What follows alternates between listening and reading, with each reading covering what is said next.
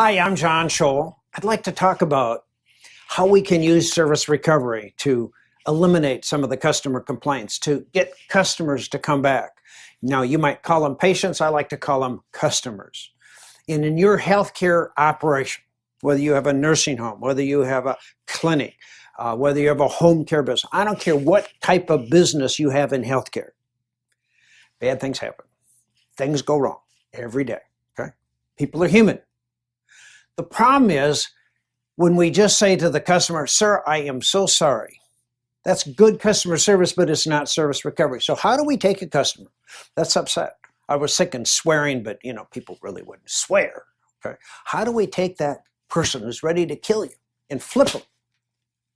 So in 60 seconds, they think they're dealing with the greatest company in the entire world. That's what service recovery is all about. So there's 4 core steps I want you to use. Number 1 is you got to act quickly. That means every single person in your healthcare operation has to be able to make fast decisions in favor of the customer on the spot without checking with a manager, a supervisor, making a phone call, sending an email. They make very fast decisions in favor of the customer.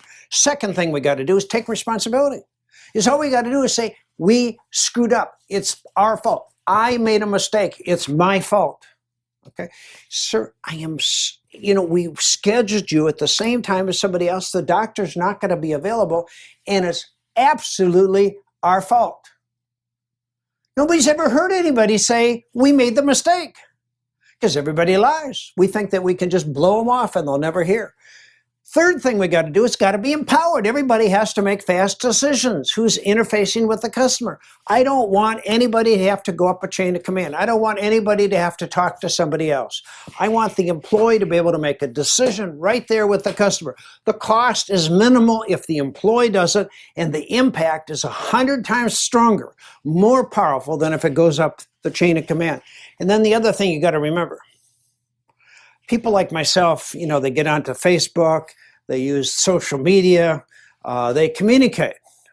But there's a whole lot of people that are a lot more quiet than I am, that is not as assertive as I am. You know what they do?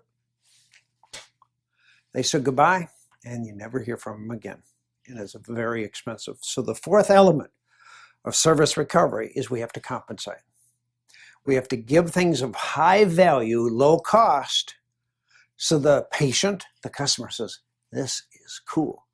Sir, Mr. Tschohl, I am so sorry that we overscheduled and it's going to be at least 30 minutes before we can get into the doctor today.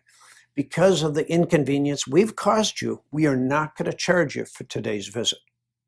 That's called compensation. That's giving things away that have high value.